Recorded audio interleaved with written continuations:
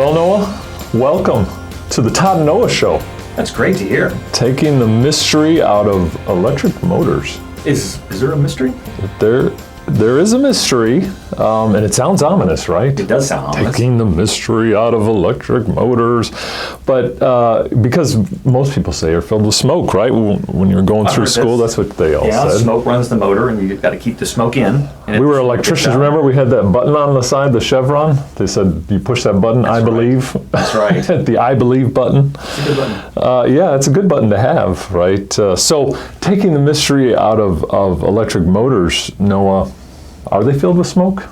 Well, if they are, I know that smoke is expensive to get back in. So the goal is to make sure and keep the smoke in. So this series is a 12-part series, a 12-part podcast, right? So we're going to be going through in-depth analysis of electric motors, try to demystify the motor, right? To make it more digestible so that people can understand what's actually going on and become more comfortable when they make decisions, right? So we're going to start with just an introduction and then our 6 fault zone approach to electric motors, and then we're going to maybe follow it up with some case studies on the end. So every month the audience is going to be able to see the next, and we'll leave you with some cliffhangers, of course.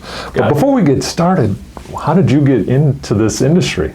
You know, it's... What's your background? I started in the U.S. Navy, of all places. That's a good place to start. Like many in the reliability industry, the military background is never bad. And you know, so as a young whippersnapper, we cut our teeth in basically DC motor, technology and some smaller voltage AC induction motors. And that pretty much was it. And, so our job basically was to, operate the nuclear power plant, which is kind of critical and important. And was on a submarine, so we were designed to sink, which is always a comfortable thing, I think. And then maintain the electrical systems. Not for some. And then maintain the electrical systems from everything from, like I said, main coolant pump motors, which are super critical, to light bulbs, which are kind of important to read by. Sure. Now, my background is much the same as yours, only I was on the surface. I was on a pre-commissioned CVN 73, the USS George Washington, as a nuke electrician as well. We were there. We were allowed to, part of the system acceptance, right, from the shipyard. So that was actually pretty cool, as you'd get the reactor. That was a system test that we would perform to say, yes, we accept that, or those reactor coolant pumps, or those main feed pumps. All of that was part of the acceptance testing. I did about 4 years there, and then went up to prototype to be an instructor.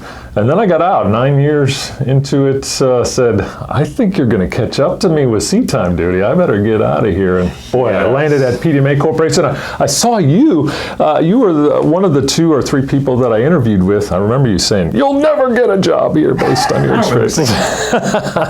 No, you didn't. You were very cordial. But you talked about those 6 fault zones, and we're going to get deep into that. And I found that intriguing when I heard that this is a way to do that. So this series that we're developing right now is ideal to really kind of demystify that motor. So tell me, Noah, what types of motors are in industry today? Well, similar to the Navy, but much broader spectrum. We went from a classic AC induction squirrel cage motor, which we'll be discussing a lot through this series, but we expanded into synchronous motors, right, which are a big deal, not just from the steady load type of situation, but to improve power factor and all kinds of variety of things that people use them for today.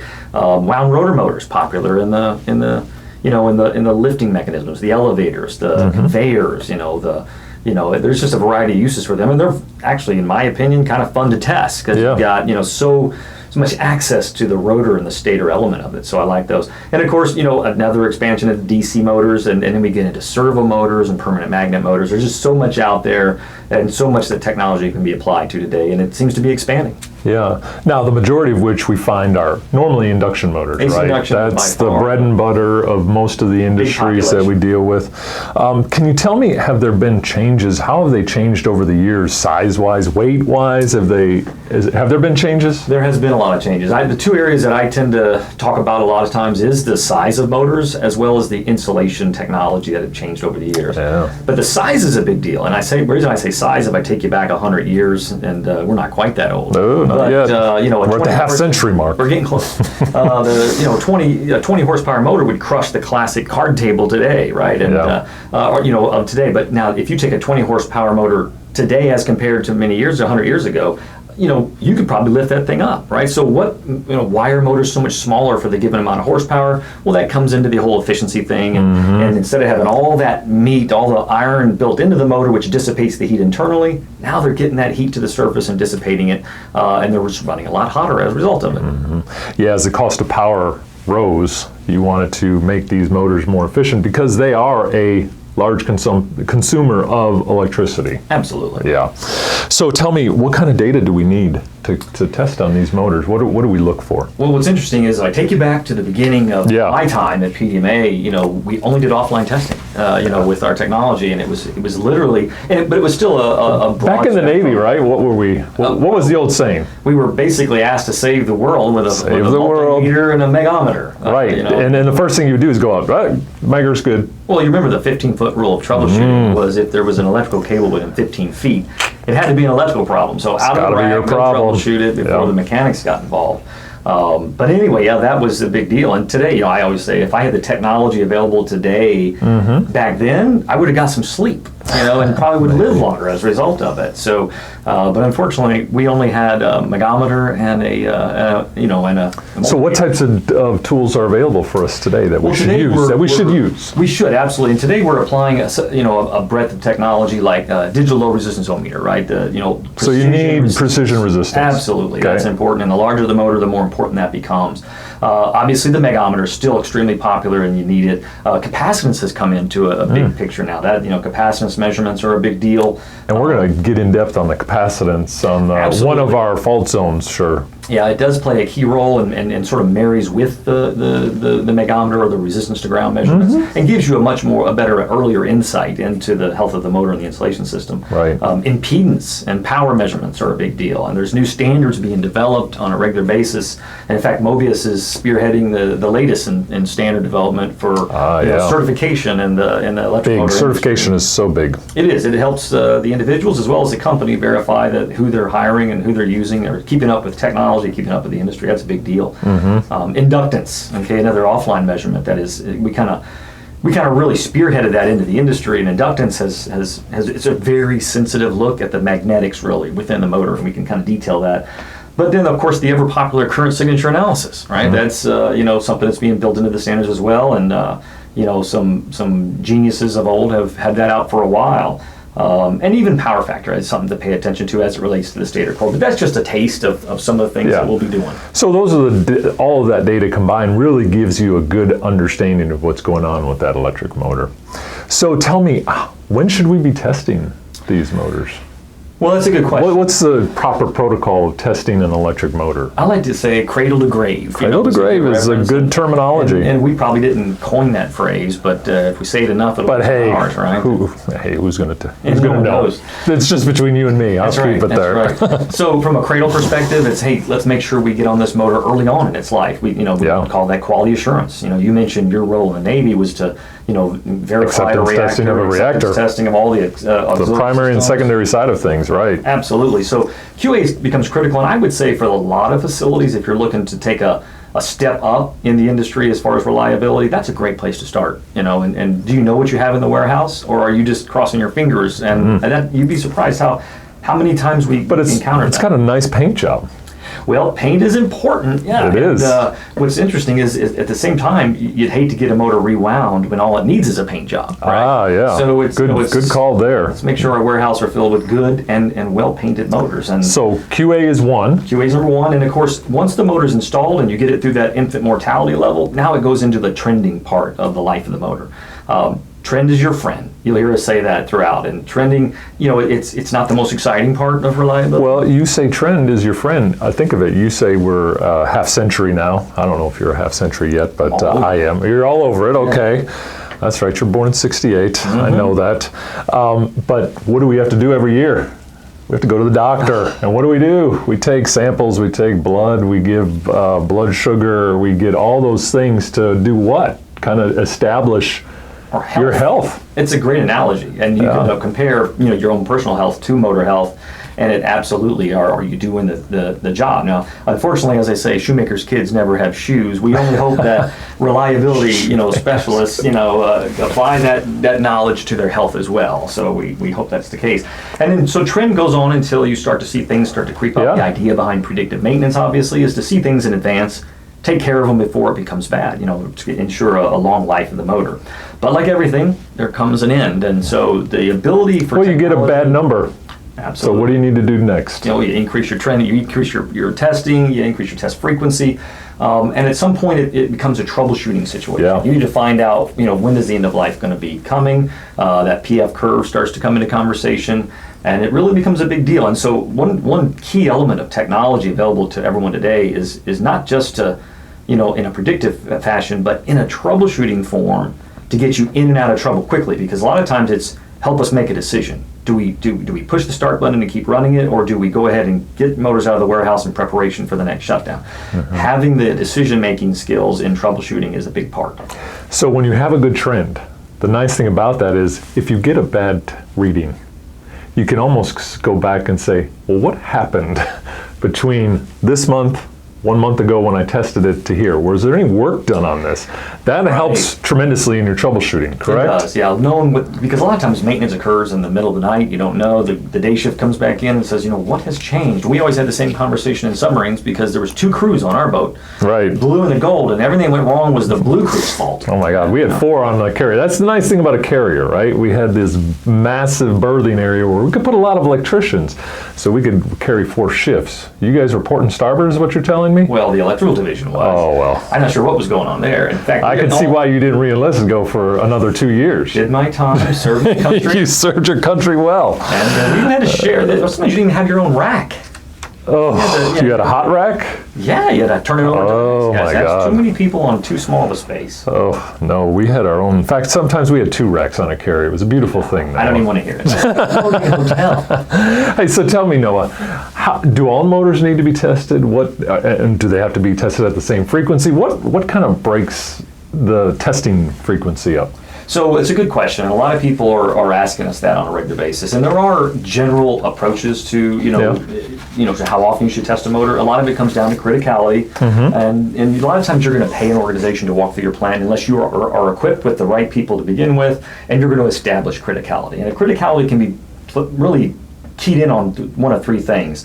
How easy is it to replace? Okay. How expensive is that motor to buy? Cost is very important. And then what impact, if it goes down, will it have on productivity? And now, how easy is it to replace? Think about supply chain issues. Well, it's right? a big That's a big issue. If you don't have a motor, you better baby this motor a long way. Arguably, some of the semi-critical motors have increased to critical motors now because you cannot have them fail.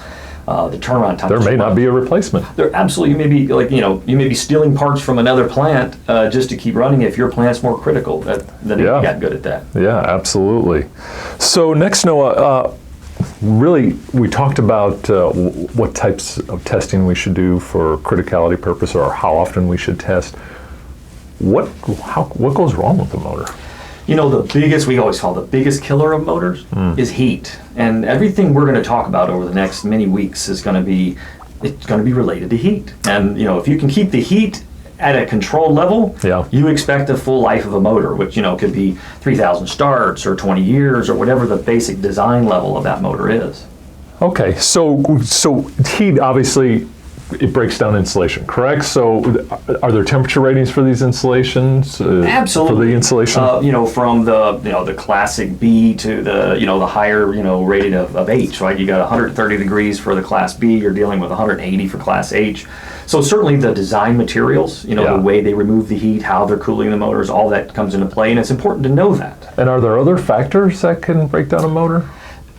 Of course there are, and what's interesting is as we are out there running around the industry, we see it. One of the I always like to talk about is the environment. When I first started at PDMA. Well, we're here now in not sunny Tampa, Florida, but sunny Fort Myers, which is noticeably more humid when you get out. Yeah, humidity is a big deal, and like I said, when the motor's up at temperature, the humidity is not a big deal, but you shut it down, and that moisture starts to enter that motor. One of the biggest things we remind people is, a lot of your big critical motors, they have space heaters. And if you can keep those space heaters, running as they should be, then you're probably going to be humidity free. But there's other environments. Here in Florida, phosphate is a big deal, right? Yeah. And True. They always talk about the totally enclosed fan-cooled motors. I don't think that means you can cover them with phosphate and it's okay because they're totally enclosed, right? But we have experienced that. And that's back before, back in the Stone Age, before reliability was a word that everyone talked about. So that's gotten better over the years for sure. Yeah, so environmental, mechanical? Mechanical's a big deal. Yeah. One of the things you'll hear us call it is machine training, right? So even though, we focus on the electrical side of motors, and we're going to talk a lot about that, there's whatever the motor's pushing, whatever the load is, the load-bearing element, it's going to be a major part, and making sure that that's not causing a negative influence on the motor itself.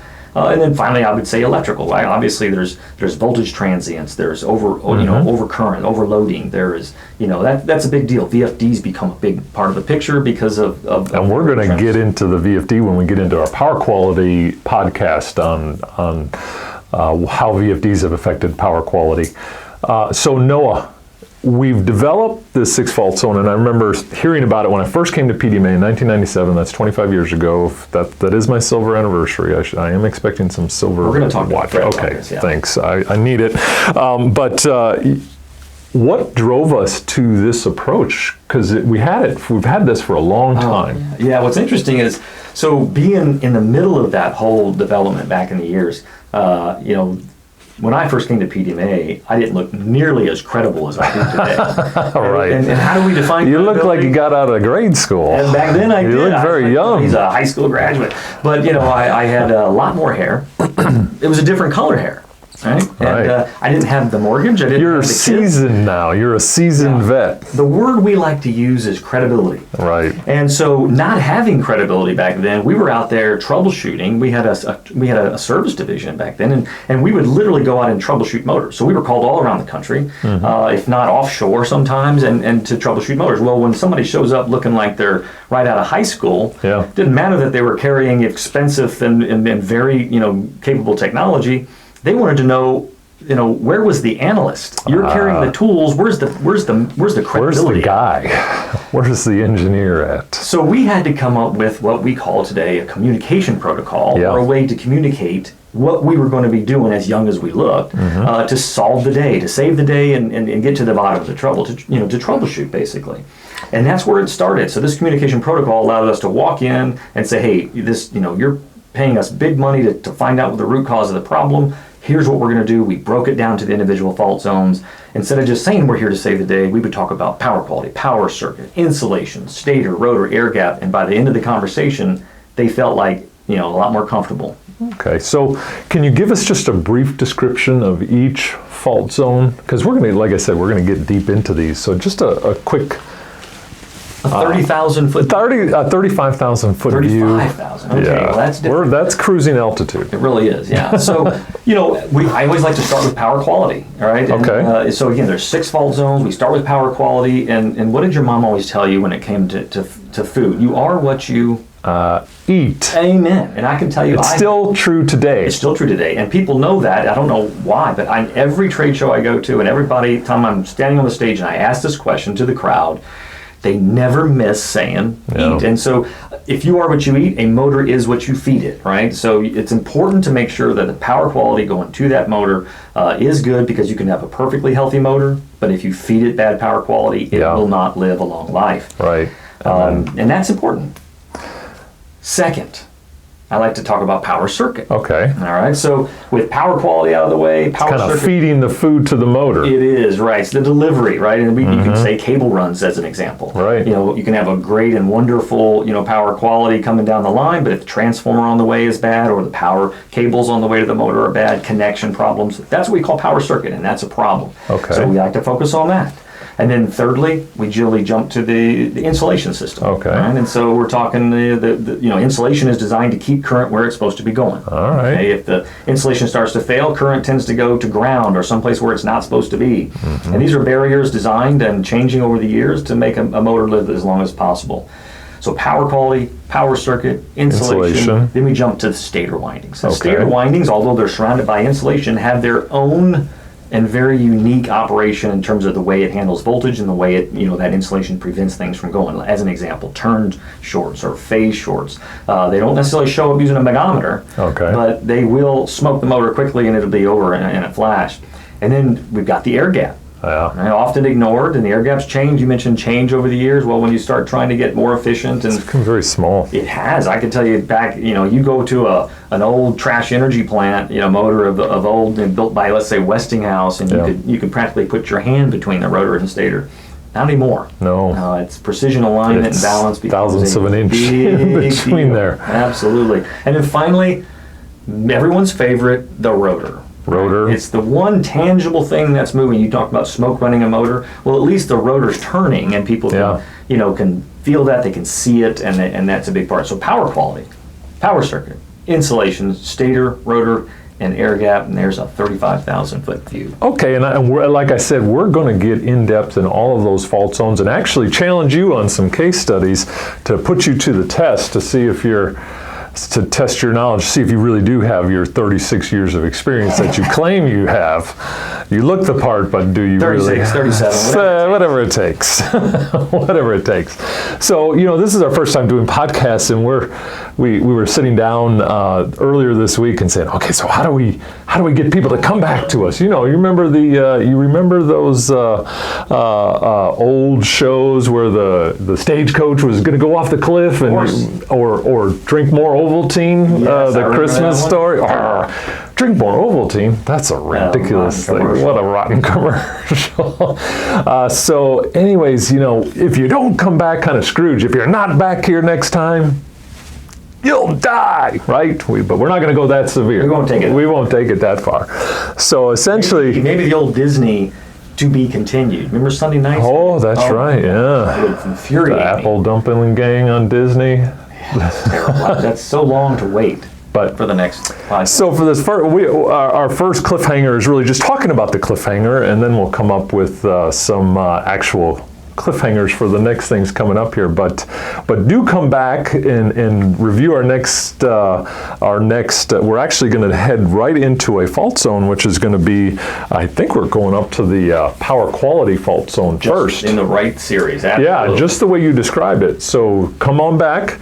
You're going to get some really nice information on the power quality fault zone. You're going to learn about VFDs, and we hope to see you then. For now, we appreciate your listening to us, and if maybe you're also watching us, I'm not sure if we're going to put this on video. We don't look too good right now. We just woke up. We got wrinkles. We need some of that. We need some cream. Anyways, as always, Noah, we really appreciate your technical expertise, your knowledge that you're sharing with us. Thank you for letting me share. Yeah, and I'm Todd Gunderson, and we will call this, we'll wrap up this podcast, and I hope you come join us for the next one. Thank you. Thank you for joining us for this episode of the Todd and Noah Show. We will be back for another episode very soon. In between, we hope to see you in the Mobius Connect online community where you can network, learn, and share with Todd and Noah and other industry professionals at mobiusconnect.com, and we will see you there soon.